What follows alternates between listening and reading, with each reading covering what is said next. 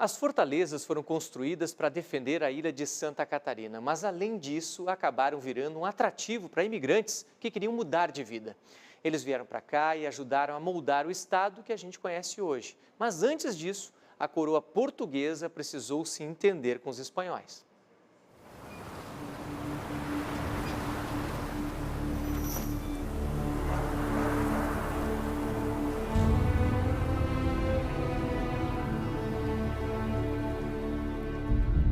Quando as fortalezas começaram a ser erguidas, a ilha de Santa Catarina era quase um vazio de gente. Só 400 habitantes de origem europeia, estimam os historiadores. A chegada dos imigrantes açorianos, a partir de 1748, foi uma estratégia da coroa portuguesa para ocupar o território. E mais. Queriam aqui produzir os alimentos para essas tropas e, eventualmente, no enfrentamento com os espanhóis, os filhos desses açorianos também seriam soldados. Faltou foi combinar com os novos moradores. Para a coroa portuguesa, povoar a ilha de Santa Catarina era um grande projeto militar. Agora, para as pessoas que saíram dos Açores para vir colonizar essa terra, era uma esperança de mudança de vida. A ilha logo ganhou novas cores. Os viajantes que passavam pela ilha diziam que os portugueses gostavam de roupas muito coloridas, que gostavam de fitas, gostavam de bordados. E virou uma espécie de pomar. Diziam que ela cheirava a laranjas e limões. E era essas frutas que os navios estrangeiros vinham buscar aqui para poder se abastecer nas suas viagens e evitar o escorbuto, uma doença causada pela falta de vitamina C e que custava muitas vidas a bordo dos navios. Foi tempo de fartura nas fortalezas. Eles comiam muita farinha de mandioca, até porque o trigo não pegou na ilha.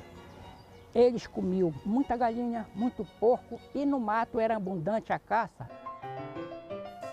Restaram pedaços dessa história. Cacos de jarros, garrafas e louças usados pelos oficiais portugueses. Por 3 décadas, a vida para militares e civis seguiu sem sobressaltos na vila de Nossa Senhora do Desterro.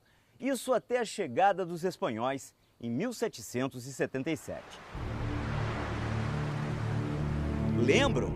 A Espanha mandou para cá a maior armada de guerra que já cruzou o Atlântico. Os portugueses se renderam sem resistir e boa parte da população da ilha fugiu para o continente. O domínio espanhol durou 1 ano e meio e não foi com armas, e sim na mesa de negociação que os portugueses conseguiram retomar o controle da ilha de Santa Catarina. Foi o Tratado de Santa Ildefonso.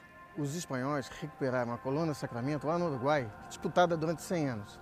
Em troca, entregaram a ilha de Santa Catarina definitivamente para os portugueses. Aí saíram para sempre. Saíram para sempre. A gente costuma dizer que os espanhóis eram bons de briga e os portugueses bons de lábia, nos tratados. Senão, a gente não estaria falando português aqui nesse momento. Estaria falando espanhol. Espanhol.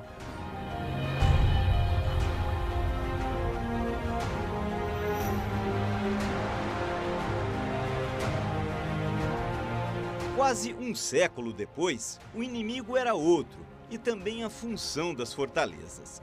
Anhatomirim virou um hospital para soldados feridos na Guerra do Paraguai e também local de quarentena para quem chegava nessas bandas e poderia ser o portador de alguma doença perigosa. A fortaleza de Ratones teve um papel importante no controle de epidemias. Aqui entre 1800 e 1900 funcionou um lazareto, um lugar para isolar as pessoas com cólera, febre amarela e outras doenças infecciosas. O Lazareto de Ratones era uma questão de saúde pública. Doenças como essas, se chegassem à cidade, podiam dizimar a população inteira, tanto civil quanto militar.